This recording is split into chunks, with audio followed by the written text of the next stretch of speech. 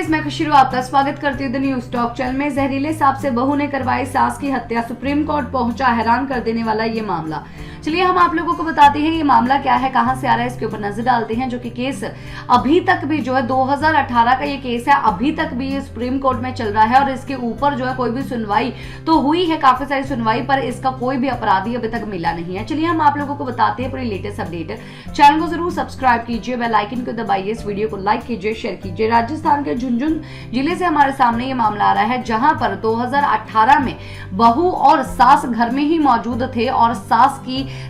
को जो है जहरीले सांप ने काट लिया और जैसी बहू ने सुबह देखा तब हॉस्पिटल लेके गए तो वहां पर डॉक्टर्स ने जो है उसको मृत घोषित कर दिया। पर पुलिस वालों का कहना यह है कि ये पूरा हत्या जो है वो रची है बहू ने और उसी दौरान ही सुप्रीम कोर्ट तक ये मामला पहुंचा और वहां पर पुलिस कर्मचारियों ने काफी सारी दलीलें जो है और काफी सारे जो प्रूफ है वो सामने रखे। उन्होंने ये जानकारी दी है कि सास और बहू एक ही घर में रहते थे और उसका ससुर जो है वो भी आर्मी में है, वो भी बाहर रहता था और उसका जो पति है वो भी बाहर रहता था। इसी दौरान ही इस लड़की के जो है अफेयर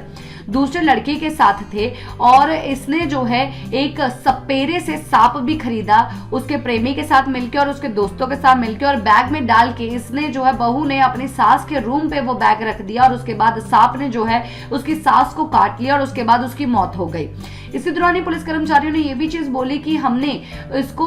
बहू जब वो सास की मृत्यु हुई थी, हालांकि हमें लगा था कि ये जस्ट नॉर्मल मृत्यु है क्योंकि वहां पर काफी सारे ऐसे सांप के काटने के केसेस पहले भी आए हैं, पर हमने जैसे बहू के फोन नंबर खंगाला तब एक ही नंबर पे 100 कॉल्स गए हुए थे, जिसके आधार पर हमने और भी छानबीन की और छानबीन करने के बाद जो है हमने उस सपेरे को भी पकड़ लिया और सपेरे ने भी काफी सारी बातें बोली कि हाँ मेरे से सांप खरीदा गया था और ये सब चीजें की गई थी। उसने भी सब चीजें बोला पर उसने बहू का नाम जो है उस लड़की का नाम नहीं बोला क्योंकि वो सब सांप खरीदने के लिए नहीं गई थी।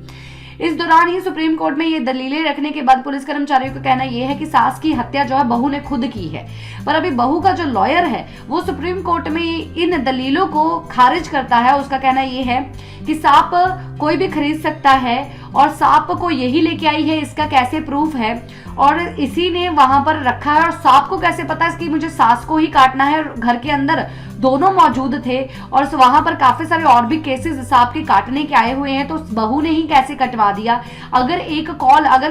कॉल के आधार पर इसको अपराधी माना तो भी नहीं माना जाता कि कॉल की है, कॉल किसी और